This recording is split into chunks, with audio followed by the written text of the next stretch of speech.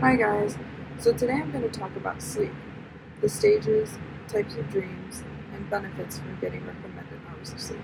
Also, what you can do to help yourself sleep better. I wanted to know how to help myself fall asleep faster, so I wanted to look up more about sleep to see how I could achieve this. There are 5 stages to sleep, stages 1 through 4, and then REM. Alpha and theta are periods of dreaminess when you're beginning to fall asleep in the first stage. Alpha is called the restful place. It's a stage that someone would get to when they're trying to meditate. Theta is a light period between being awake and asleep that lasts for 5 to 10 minutes. And during this stage, you can be woken up easily, feel like you're falling, or even have muscle contractions. In stage 2, there are short periods of rapid, rhythmic brainwaves activities that are known as sleep spindles. This stage only lasts for about 20 minutes, and this is when the body temperature starts to drop and the heart rate starts to slow down. In stage 3, the brainwaves start to deepen and slow, known as delta waves. It is the transition from light to deep sleep. Stage 4 is called delta sleep because the delta waves happen all throughout that stage. This is called deep sleep, and it lasts for about 30 minutes. This stage is where sleepwalking and bedwetting tend to happen. REM is where all of the dreams occur. REM sleep is a stage where eye movement, increased respiration rate, and increased brain activity happen. In this stage, your muscles are very relaxed, even though your brain and other body systems are very active. REM sleep happens 90 minutes after falling asleep. Sleep goes through the 4 stages sequentially when you first fall asleep. It begins by doing 1 through 4, and then after 4, you go back to 3, and then to 2, and then transition into REM. Once REM is over, then you return back to stage 2, and the cycle goes through 4 or 5 times a night. There are recommended hours of sleep that you're supposed to get throughout each stage in somebody's life. And newborns that are 0 to 3 months are supposed to get 14 to 17 hours. Infants, 4 to 12 months, get 12 to 16 hours. 1 to 2-year-olds, 11 to 14 hours. 3 to 5-year-olds, 10 to 13 hours. 6 to 12-year-olds, 9 to 11 hours. Teenagers that are 14 to 17 years, 8 to 10. 18 to 25-year-olds, 7 to 9.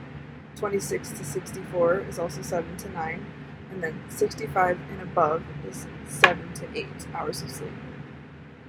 There are also a lot of benefits when you're able to get these recommended hours of sleep throughout each part of your life that helps your body throughout the rest of the day when you get the right hours. Sleep helps repair your body, and at night when you're asleep, your body works hard to strengthen the ability to fight infection and stay healthy. Sleep helps your heart stay healthy as well. It reduces the levels of stress and inflammation in your body when it's stressed out itself. Sleep helps reduce stress. It helps lower your blood pressure and elevated levels of stress and hormones. Sleep also helps improve your memory quite a bit. It can help with studying and the memory of what you're trying to study. Sleeping right after you study is a technique that everyone should be able to benefit from. Regardless of the way you study, studying before bed is the best way to memorize. It's because there are 3 stages when creating a memory: acquisition, consolidation, and recalling. Acquisition is the introduction to the new information when you first get introduced to it. Consolidation is the process when you make a memory become stable or when you code it into your brain to try to make it stay.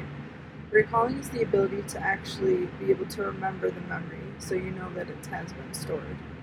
Acquisition and recalling are the stages that happen when we're awake, and consolidation happens when we're asleep. So if you study right before you fall asleep, the information can get coded into your brain right away. The information will be fresh and go right into consolidation right away. If you lack sleep, then it can affect your learning and behavior. When you're sleep deprived, you won't be able to focus as well, and then you wouldn't be able to learn as many things. There are also a lot of different dreams that people have throughout different times. Daydreaming is a day type of sleep. It's a level of consciousness between sleep and wakefulness. Usually a person daydreams for 70 to 120 minutes out of the day. Lucid dreams are when the sleeper actually knows that they're in the dream state. You can control your own dreams here and make them how you want. It is when the dreamers realize that they can either wake themselves up or stay in the state where they can control them. They would try to manipulate what goes on and create different outcomes. Nightmares are the most emotionally draining and disturbing dreams of all. They frighten and they show issues from our waking lives.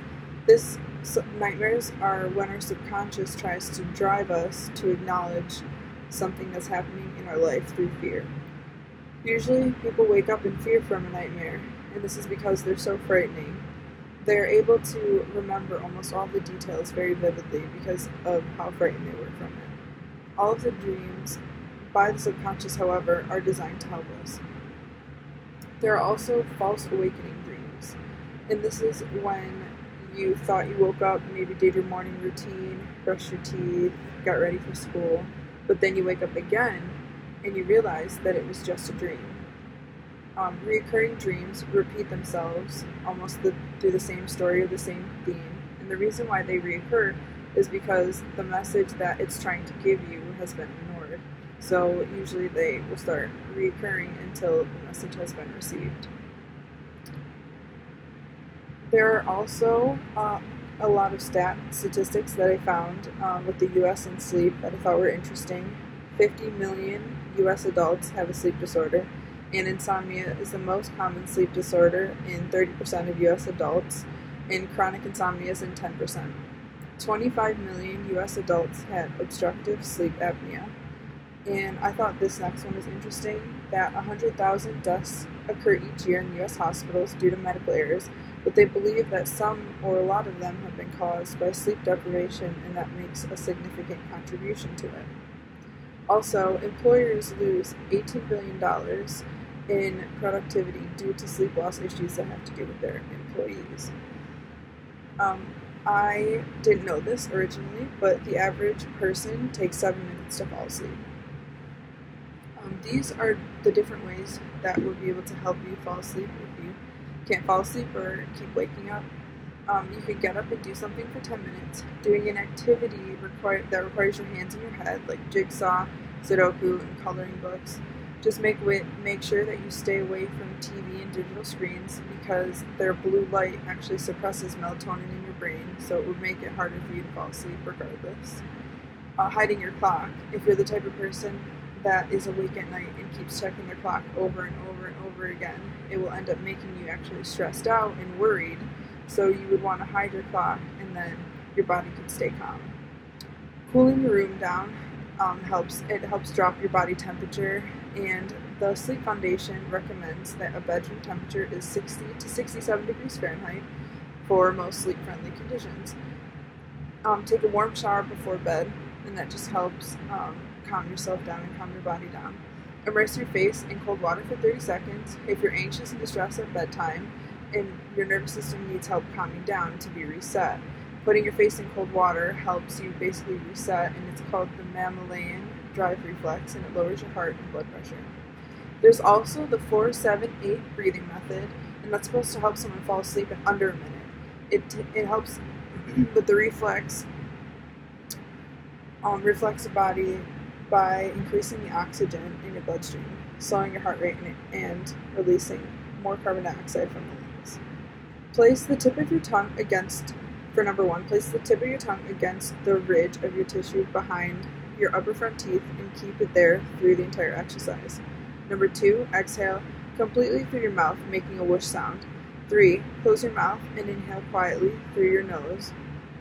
And 2, mental count of 4. Number 4, hold your breath for a count of 7. Number 5, exhale completely through your mouth, making a whoosh sound to count of 8. And number 6, repeat the cycle 3 more times for a total of 4 breaths. So these are all the things that I hope was helpful to anyone that can't fall asleep or doesn't know much about sleep. And